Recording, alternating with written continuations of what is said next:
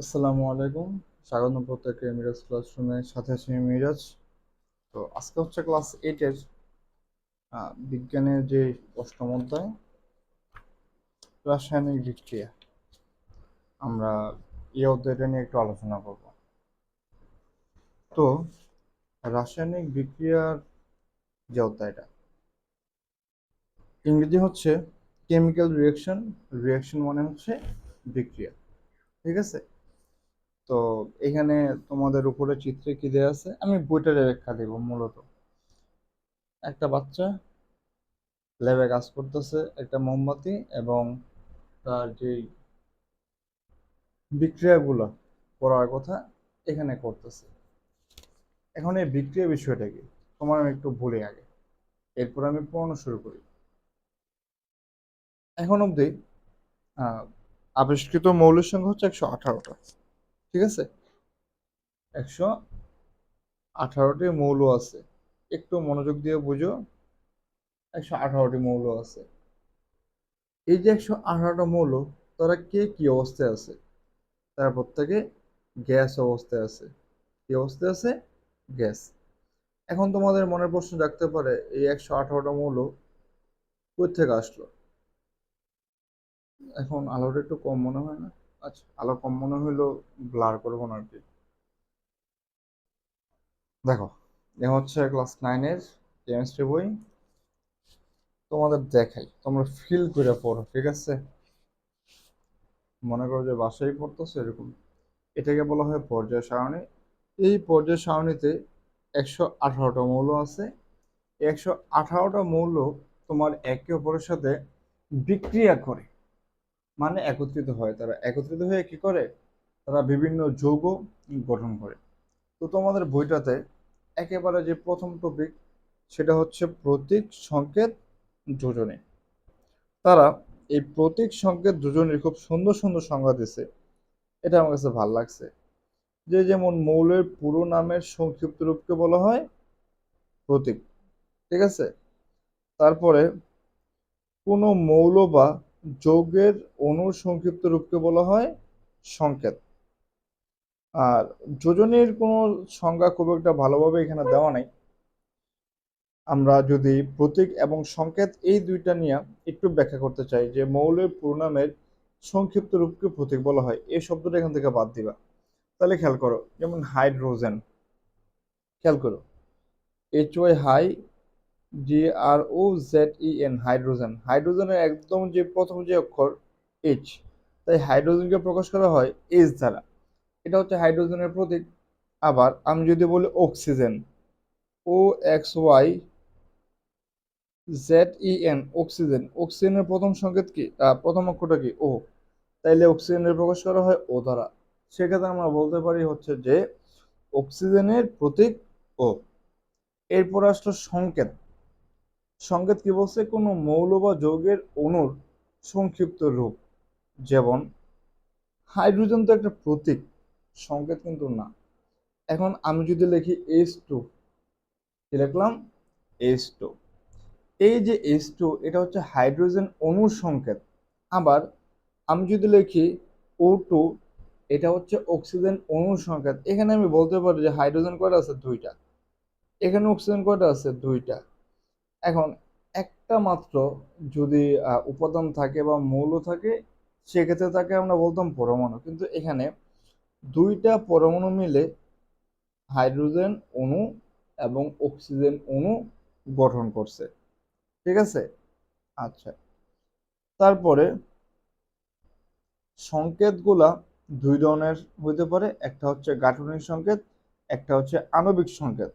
তোমাদের বইটাতে গাঠনিকের সংকেত কিছু দেয়া আছে, যেমন দেখো, হাইড্রোক্লোরিক অ্যাসিড HCl, পানি H2O, ammonia NH3, methane CH4। এই চারটা আহ, যৌগের গাঠনিক সংকেত দেওয়া আছে। তাহলে এগুলা কি সংকেত? এগুলো হচ্ছে আণবিক সংকেত। কি সংকেত? আণবিক সংকেত। গাঠনিক কিভাবে হইব? একটা হাইড্রোজেন একটা ক্লোরিনের সাথে বন্ধন গঠন করছে, হাইড্রোক্লোরিক অ্যাসিডের বন্ধন গঠন শেষ। একটা অক্সিজেন দুইটা হাইড্রোজেনের সাথে বন্ধন গঠন করছে, এ হচ্ছে পানির সংকেত শেষ। একটা নাইট্রোজেন তিনটা হাত দ্বারা, কয়টা হাত দ্বারা? তিনটা হাত দ্বারা তিনটা হাইড্রোজেনকে ধরে রাখছে, বলা যেতে পারে এটা হচ্ছে অ্যামোনিয়ার সংকেত। তারপর হচ্ছে মিথেন। একটা কার্বনের চারটা হাত আছে, অর্থাৎ চারটা ঘর খালি আছে। এগুলা বড় ক্লাসে উঠলে আমি অন্যভাবেই পড়াবো ইনশাআল্লাহ। এখন মাথায় রাখবো, রাখো যে চারটা হাত খালি আছে। তাহলে এই যে আমরা মোটা দাগে আলাদা করলাম, উপরে যেগুলো আছে এগুলো হচ্ছে আণবিক সংকেত, আর নিচে যা আছে তা হচ্ছে গাঠনিক সংকেত। তো আণবিক সংকেত, অনেক সময় একটা প্রশ্ন থাকতে পারে যে কিছু কিছু মৌলের আণবিক এবং গাঠনিক সংকেত এক, যেমন এই যে এটারই বলা যায় এক, বাকিগুলো কিন্তু খুব একটা মিলে না। তো আণবিক সংকেত এবং গাঠনিক সংকেত না মিলারই কথা। এরপরে দেখো, তোমাদের বইটাতে কয়েকটা মৌল ও যৌগ মূলকের যোজনী দেয়া আছে। আমি তোমাদের এই যে এখানে যোজনী 1 2 3 4, এগুলো হচ্ছে মৌল। আবার এই মৌলগুলোর তারা দুই ভাগে ভাগ করছে, একটা হচ্ছে অধাতু, একটা হচ্ছে ধাতু। তো এগুলো সব হচ্ছে অধাতু, এগুলো হচ্ছে সব ধাতু। মুখস্থ করবা, এগুলো মুখস্থ ছাড়া কোনো কিছু করার নাই। আর এগুলো হচ্ছে যৌগমূলক। যৌগমূলক কি? একাধিক যৌগ মিলা যদি কোনো যৌগ গঠন করে তাদেরকে বলা হয় যৌগমূলক। এই যে যৌগমূলকগুলোর কাজ কি, তারা আসলে কিভাবে থাকে? মূলক চিহ্ন উপায় হচ্ছে এই যে উপরে দেখো, ধনাত্মক বা ঋণাত্মক চিহ্নগুলো দেওয়া আছে। তো ধনাত্মক মানে হচ্ছে তারা দান করছে ইলেকট্রন, আর ঋণাত্মক মানে হচ্ছে তারা ইলেকট্রন গ্রহণ করছে সামগ্রিকভাবে। যদি ক্লাস 8 অনুযায়ী স্ট্যান্ডার্ড আমি সহজভাবে কথাগুলো বলতে চাই এভাবে, আমি চেষ্টা করছি তোমরা যারা যেখান থেকে ক্লাসটা দেখবা যেন আমার কথাগুলো বোঝো। আমি হয়তো একদম হাই প্রোফাইলের ল্যাঙ্গুয়েজ ব্যবহার করছি না ইচ্ছাকৃতভাবে, অনেক টিচার করতে পারেন আলহামদুলিল্লাহ। যারা খুব ভালো বোঝো তারা কঠিনভাবে বললো বা হাই প্রোফাইল যদি আমি কথাবার্তা বলি তাও বুঝে যাবা। কিন্তু আমার কথা হচ্ছে সার্বজনীন ভাবে যেন যে কেউ ক্লাসটা দেখে ক্লাসটা বুঝতে পারে, তাই হয়তো বা ক্লাস 8 এর জন্য আমি অনেক কথা এদিক সেদিক বলতে পারি। ঠিক আছে? তো এই ছিল হচ্ছে তোমার যোজনীর কথাবার্তা। আমি যোজনী নিয়ে কথাবার্তা বললাম না। এখানে দেখো, তারা যোজনী লেখার কিছু নিয়ম দিছে, আসো আমরা একটু পড়ি। যৌগে উভয় মৌল বা যৌগ মৌলিকের যোজনী একই হলে সংকেত যোজনী লেখার প্রয়োজন হয় না। শুধু মৌল কিংবা মূলকগুলো পাশাপাশি লিখলে চলে, যেমন ক্যালসিয়াম অক্সাইড। এখন ক্যালসিয়াম এবং অক্সিজেন দুইজনের যোজনী হইতেছে 2। দুইজনের যোজনী কত? 2। এখন যদি 2 হয়ে যায় লেখা লাগে না, কারণ বিষয়টা হচ্ছে এরকম অনেকটা যে ক্যালসিয়াম অক্সিজেন, তো ক্যালসিয়ামের যোজনীও 2, অক্সিজেনের যোজনীও 2, মূলত একজনের যোজনী আরেকজনে নিয়ে আনে। তাহলে যেহেতু একই যোজনী, 2 2 কাটা, কাটা গেলা থাকতেছে কি? Calcium oxide.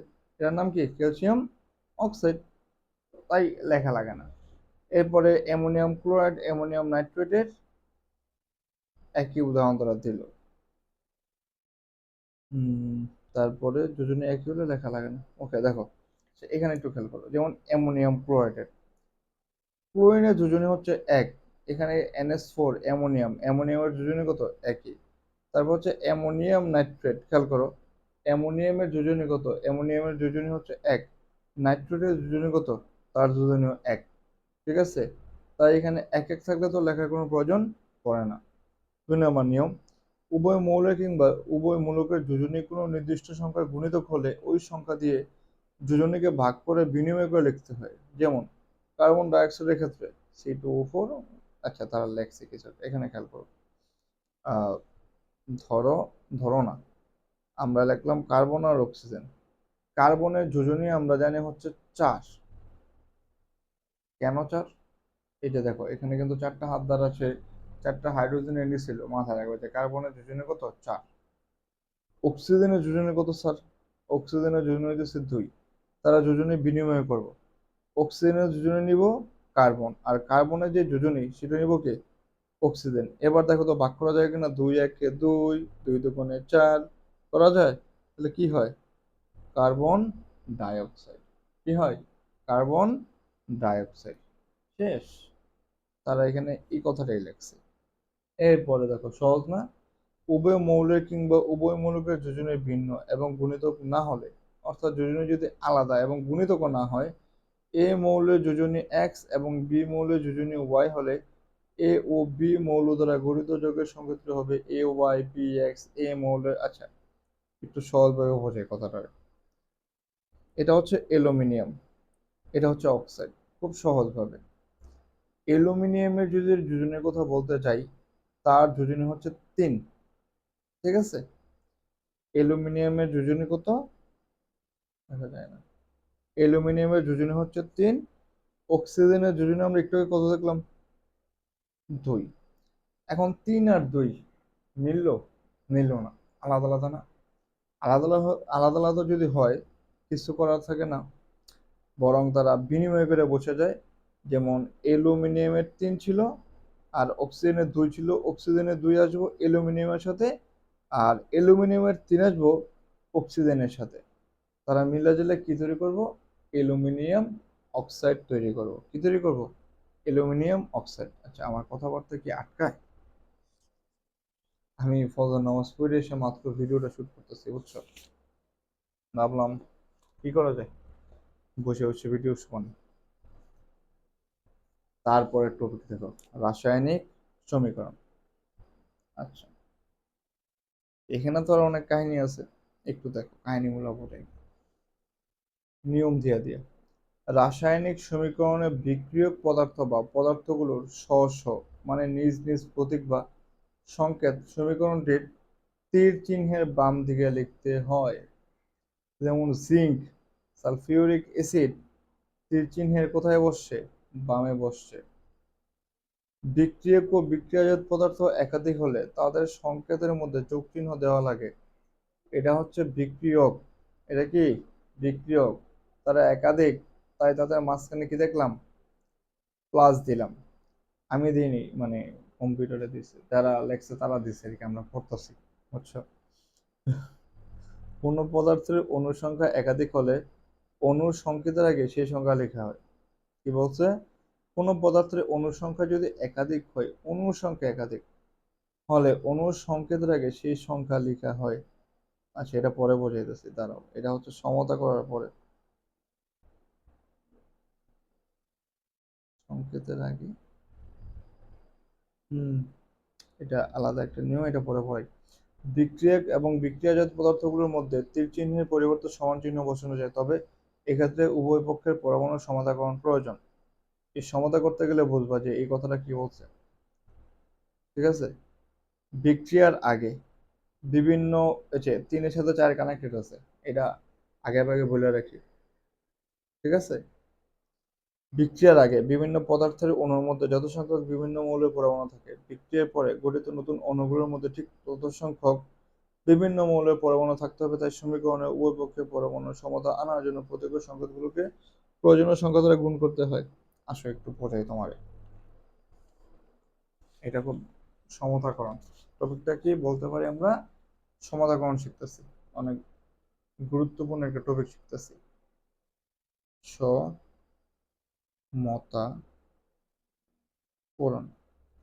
বুঝলাম না, আমার বেঞ্চ নড়েকে। দেখো এটা হচ্ছে হাইড্রোজেন, এটা অক্সিজেন।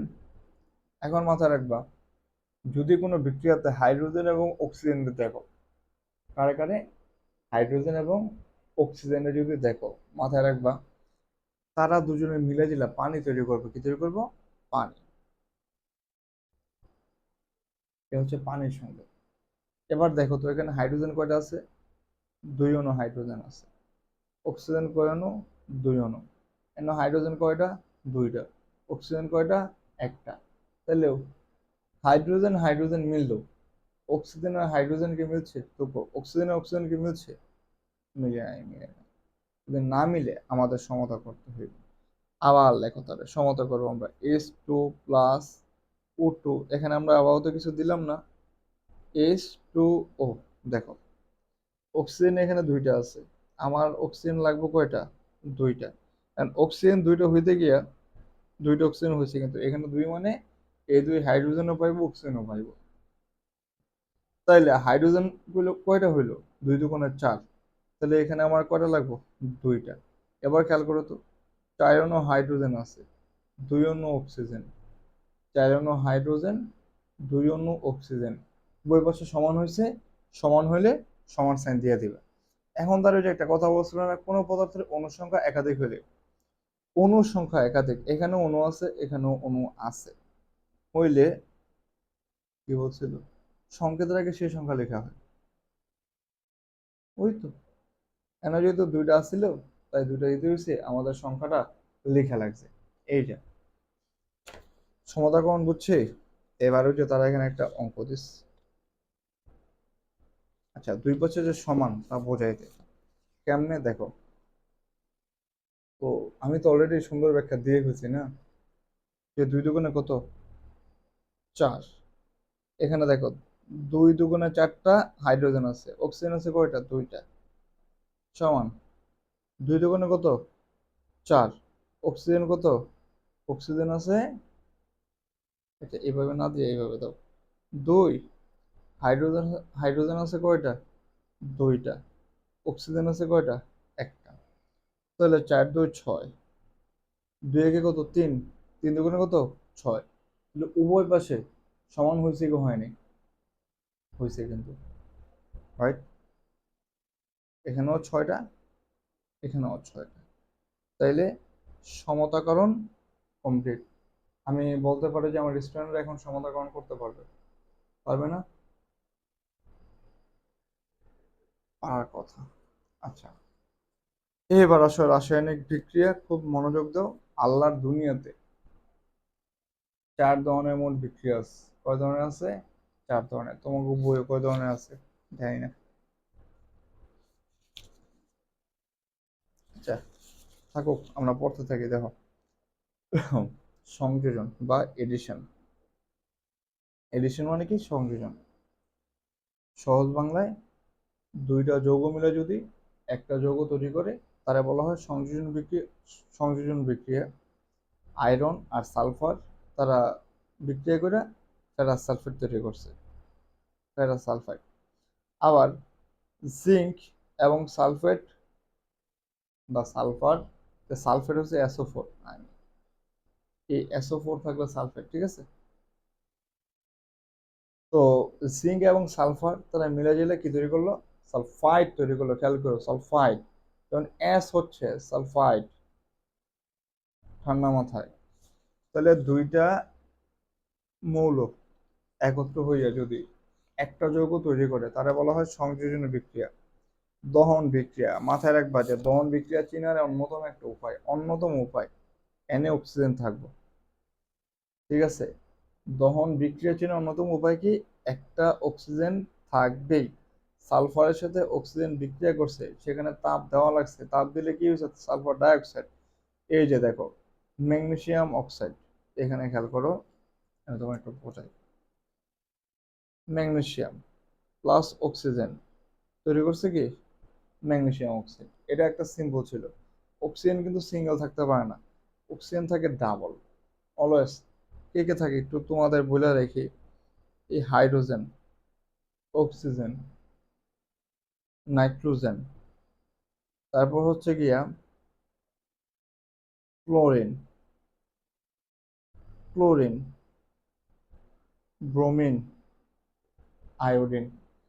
এই সমস্ত মৌল তুমি রসায়নের যত শাখায় দেখবা, তারা প্রত্যেকে এরকম সিঙ্গেল না থাকে, এরকম টু আকারে থাকে তারা, এটা মাথায় রাখবা। তাহলে অক্সিজেন আমি যে শুরুতে শুধু একটা দিছিলাম, এটা কিন্তু ভুল ছিল। অক্সিজেন হবে কয়টা? 2টা, দিলাম 2টা অক্সিজেন। এবার এখানে তো অক্সিজেন 2টা, এখানে অক্সিজেন কয়টা? একটা, দাও 2টা। 2টা অক্সিজেন হইলো, ম্যাগনেসিয়াম কয়টা হয়েছে? একটা না? এখানে 2টা হয়েছে না? এখানে দাও 2 mg। এই হচ্ছে তোমাদের বইটার বিক্রিয়াটা। আমি বোঝাতে পারছি? এ দেখো, এখানে কিন্তু অক্সিজেন আছে, তাহলে দহন বিক্রিয়া চিহ্নের উভয়কে এখানে অক্সিজেন থাকবে, ঠিক আছে?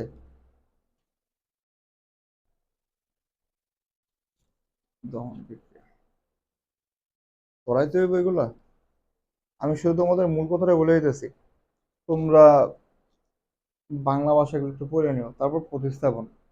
এই প্রতিস্থাপনের মধ্যে হচ্ছে যে একজনে তুইলে আরেকজন বসবে, তোমার একটু বোঝাই। দেখো, ধরো তোমাদের বই অনুযায়ী এ হচ্ছে আয়রন, এ হচ্ছে কপার সালফেট, বাকিটা আমি করতেছি। দেখো কি করছে তারা, তাদের একটা শক্তির সিরিজ আছে, বুঝছো? এই আয়রন এবং কপারের মধ্যে যদি শক্তির কথা বলতে যাই, সক্রিয়তার কথা বলতে যাই, কে বেশি সক্রিয়? আয়রন বেশি সক্রিয়। তাহলে যখন একটা বেশি সক্রিয় মৌল কম সক্রিয় মৌলের কাছাকাছি চলে আসে, তখন কি করে জানো? সে বেশি সক্রিয় মৌল কম সক্রিয় মৌলের তুলে দেয়, তুলে সে নিজে ওই স্থানটা দখল করে। আমি রসায়নের ভাষায় কথাটা বললাম, দখল করলে কি হয় জানো? এই আয়রনের সাথে বসবে এই সালফেট, যার ফলে নাম কি হবে? আয়রন সালফেট বা ফেরাস সালফেট। এবং কপারে সে তুলে দিচ্ছে না, তাই কপার হয়ে যাইব সিঙ্গেল। তাইলে মজা করে এটা পড়া যায় যে, মনে করো, না থাক, আমরা মজার দিকে না যাই, খুব সিরিয়াসলি পড়তেছি, সিরিয়াসলি পড়ি এটারে, বুঝছো? তোমাদের বইটাতে এটা কথাটা বলছে এখানে, যোগ্য থাকলে সরিয়ে নিজে চিন্তা করতে পছন্দ করবে। আচ্ছা, তবে সংজ্ঞাটা মাথায় রাখবা যে একটি মৌল কোনো যৌগ থেকে অপর একটি মৌলকে সরিয়ে নিজে ওই স্থান দখল করলে নতুন যৌগ তৈরি করে তাকে প্রতিস্থাপন বিক্রিয়া বলে। এখানে কিন্তু আমি যে কথাটা বললাম যে সক্রিয়তার যে সিরিজ আছে, ওই সক্রিয়তার সিরিজটা তারা আলোচনা করে নাই। সমস্যা নেই, তোমরা ক্লাস 9-এ উঠলে সায়েন্স নিলে পড়বা। তারপর হচ্ছে বিযোজন, বিযোজন, বিযোজন, এটা ওই একই।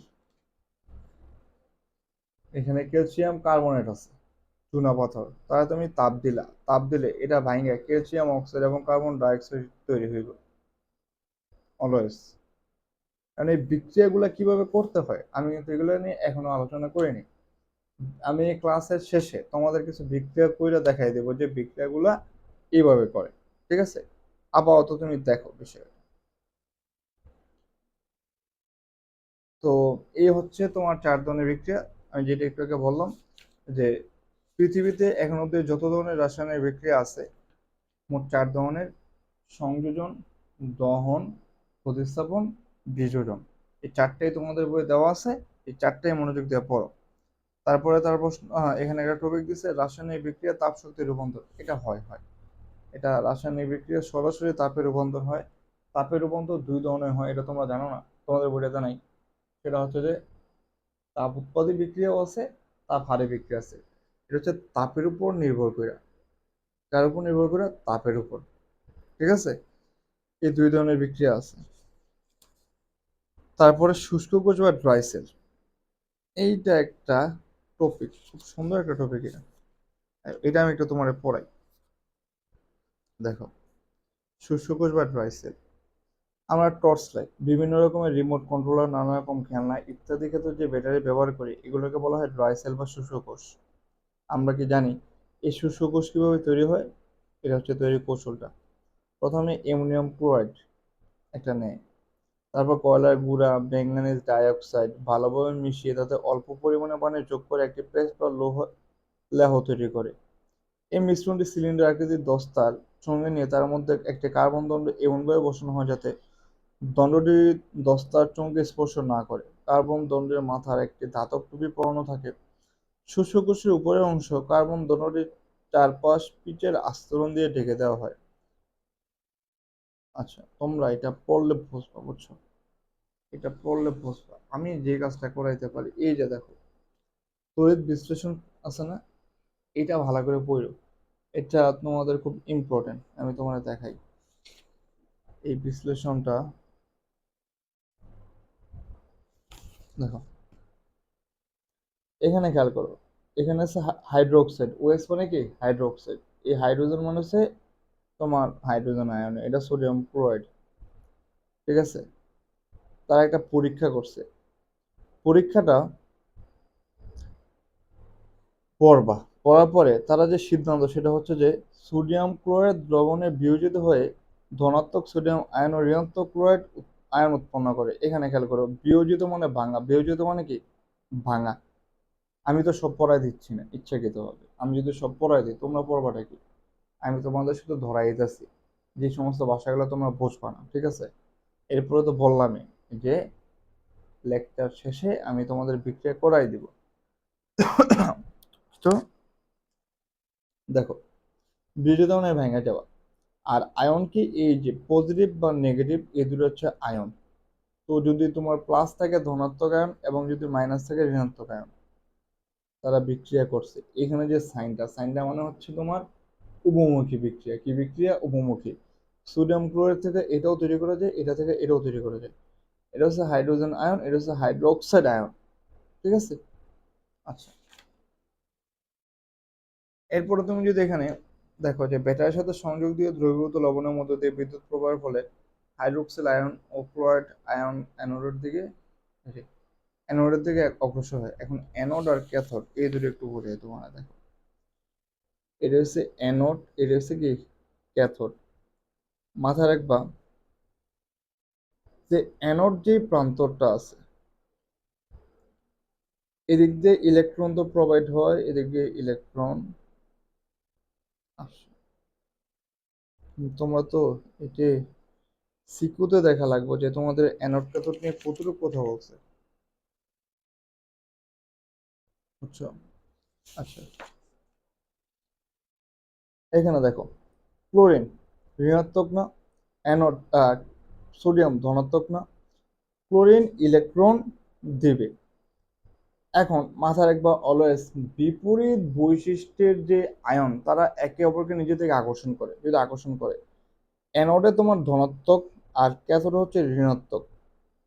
অ্যানোডটা কি ধনাত্মক, ক্যাথোড ঋণাত্মক। এখন তুমি যদি মনে করো যে উল্টা করবা, যে এনে সোডিয়াম দিবে এনে ক্লোরিন দিবা, তাহলে কি হইব জানো নি? এটা হইব ক্যাথোড, এটা হইব অ্যানোড, যদি তোমরা উল্টা করে দাও। তাহলে এখানে খেয়াল করো যে এখানে নেগেটিভ আছে ক্লোরিন, তাহলে এখানে অবশ্যই দণ্ডটা ধনাত্মক।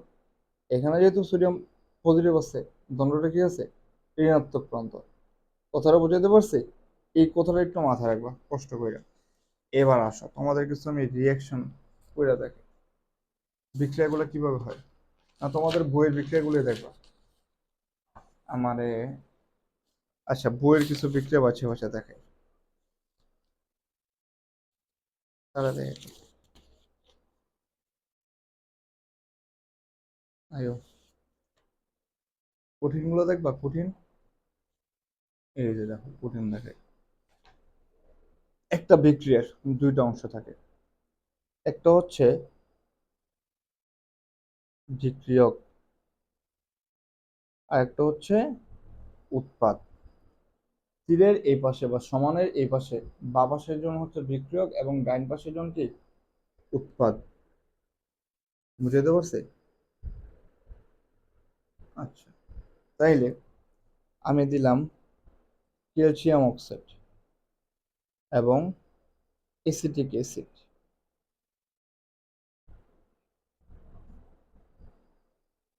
আমি কঠিন দিয়ে শুরু করতেছি, ঠিক আছে? কেউ কিছু মনে করো না, যেহেতু কঠিন দিয়ে শুরু করতেছি। দেখো, আচ্ছা লাইটিংটা কি ঠিক আছে? আমি তো বুঝতেছি না। এমনি আমি চোখে দিয়ে কম বুঝছো বসে গেছে। তোমরা কমেন্ট করে জানাও তো যে তোমাদের এতটুকু লাইটিং এ হয় কিনা। আমার যে বাবা যে সেট আপ, বুঝছো, এই সেট আপে একটু বেশি লাইট সম্ভব না, আমার মোবাইল একদম গরম হয়ে গেছে। দেখো, মাথায় রাখবা সব সময় যখন এরকম বিক্রিয়া হয়, প্রথম জন ধনাত্মক, দ্বিতীয় জন ঋণাত্মক। মানে এইখানে এই যে CH3, সে ধনাত্মক, সে ঋণাত্মক, কেমনে বুঝবা? সে হচ্ছে যৌগমূলক, সেও একটা যৌগমূলক। বুঝাতে পারছি? এখন যৌগমূলক হইলে যদি কোনো রাসায়নিক বিক্রিয়ায় হাইড্রোজেন থাকে এবং অক্সিজেন থাকে, সে পানি তৈরি করবে। কি তৈরি করব? পানি। আমি পানি তৈরি করলাম, পানি তৈরি করলে হাইড্রোজেন কয়টা লাগলো? দুইটা লাগলো। তাহলে এখান থেকে দুইটা হাইড্রোজেন অলরেডি এখানে চলে আসছে। তাহলে হাইড্রোজেন এখানে আছে কয়টা? একটা। এখানে কিন্তু একটা হাইড্রোজেন আছে, ঠিক আছে? এটা মাথায় রাখ। আচ্ছা, এখান থেকে আসেনি।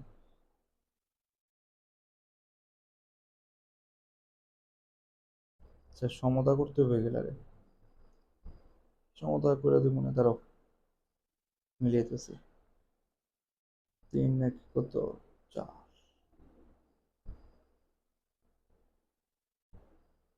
এটা একটু জটিল। আচ্ছা, জটিল বাদ দিই, তারপরে ধরতেছি। ধরো, সহজ থেকে শুরু করি তোমাদের। হাইড্রোজেন, অক্সিজেন রিয়েকশনগুলো দ্বারা পানি তৈরি করব। শুরুতে যেটা দেখাইলাম, সমতার জন্য এখানে 2, এখানে 2। এটা হচ্ছে সোডিয়াম, এটা হচ্ছে ক্লোরিন। সোডিয়াম এবং ক্লোরিন একসাথে হইলে হইব নর্মালি সোডিয়াম ক্লোরাইড। এটা হচ্ছে খাদ্য লবণের সংকেত। কার সংকেত? খাদ্য লবণের সংকেত। তারপরে ধরো CaCO3, তারা যদি ভাঙে, এখানে সে ভাঙলে সর্বোচ্চ কি হবে জানো না? যেহেতু CO3 আছে, একটা কার্বন ডাইঅক্সাইড শিওর তৈরি হবে।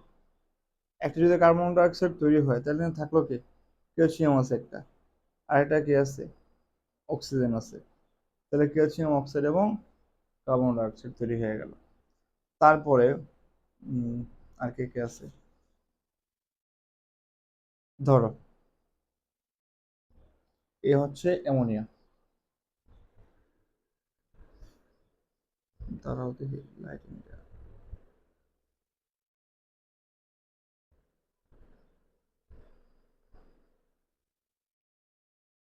দেখো, এ হচ্ছে কি? অ্যামোনিয়া। এটা যদি অ্যামোনিয়া হয়, তার সাথে আমি মিশাইলাম হাইড্রোক্লোরিক অ্যাসিড মিশাইলাম। এতক্ষণ কি অন্ধকার লাগছে? কি জানি। হাইড্রোক্লোরিক অ্যাসিড, খেয়াল করো। এখানে একটা হাইড্রোজেন এখানে এসে যুক্ত হলে কি হইব? NH4। আর ক্লোরিন সাথে অ্যাড হয়ে যাব। এটা হচ্ছে সংযোজন বিক্রিয়া, মূলত অ্যামোনিয়াম ক্লোরাইড। দহন বিক্রিয়া তো দেখাইলে আমি তোমাদের। সালফারের সাথে অক্সিজেন বিক্রিয়া করলে কি হইব? Sulphur dioxide. সমতা করার কোনো কিছু নাই, তারা সবাই মিলে দিলে সমতা অলরেডি করা আছে। বুঝতে পারছি? তারপরে আরো কিছু তো বিক্রিয়া ওখানে দেখাইলাম। এই তো, যেমন এই যে দেখো, জিঙ্ক প্লাস, এটার নাম হচ্ছে সালফিউরিক অ্যাসিড। নাম কি? Sulphuric acid. এখানে এই যে জিঙ্ক অধিক বেশি সক্রিয় হাইড্রোজেন তুলনায়, তাহলে জিঙ্ক হাইড্রোজেনে সরাই দেবো, সরাই দিয়ে সে বসবো। বসলে কি বলবো? Zinc sulphate plus hydrogen. ঠিক আছে? এই হচ্ছে রিয়াকশন। এবং রাসায়নিক বিক্রিয়াটা খুব একটা জটিল না। তুমি যদি মোটামুটি মনে করো যে কি বলতাম, 30টা মৌলের নাম মুখস্থ করে রাখো, 30টা মৌলের নাম, তাহলে পাইয়া যাবে। তোমাদের বইটাতে মনে হয় কয়টা দেওয়া আছে? 18টা মনে হয় আছে। কোন অধ্যায় জেনে দেখছিলাম, মনে তো নাই। এই যে এখানে 18টা আছে, পেজ নাম্বার 61। অলরেডি তারা 18টা মৌলের নাম দিয়ে রাখছে। আমি এখানে, আচ্ছা, স্ক্রিনশট দিয়ে রাখো। প্রতীকগুলো দিয়ে দিছি, তোমরা এরপরে বাকিগুলা লাগবে তোমাদের। বাকিগুলো তোমাদের যদি হয়, সুবিধা হয়। ঠিক আছে, তোমরা একটা কাজ করো, আমার সাথে সাথে তোমরা লিখো বাকিগুলো। তো 19 নম্বর হচ্ছে, 18 হচ্ছিল আর্গন, 19 হচ্ছে পটাশিয়াম। এটার নাম কি? পটাশিয়াম। তারপরে 20 হচ্ছে, কি লিখি? ক্যালসিয়াম। 20 কি? ক্যালসিয়াম। এরপরে স্ক্যান্ডিয়াম, স্ক্যান্ডিয়াম। তারপর হচ্ছে টাইটেনিয়াম। তারপর হচ্ছে ভ্যানাডিয়াম।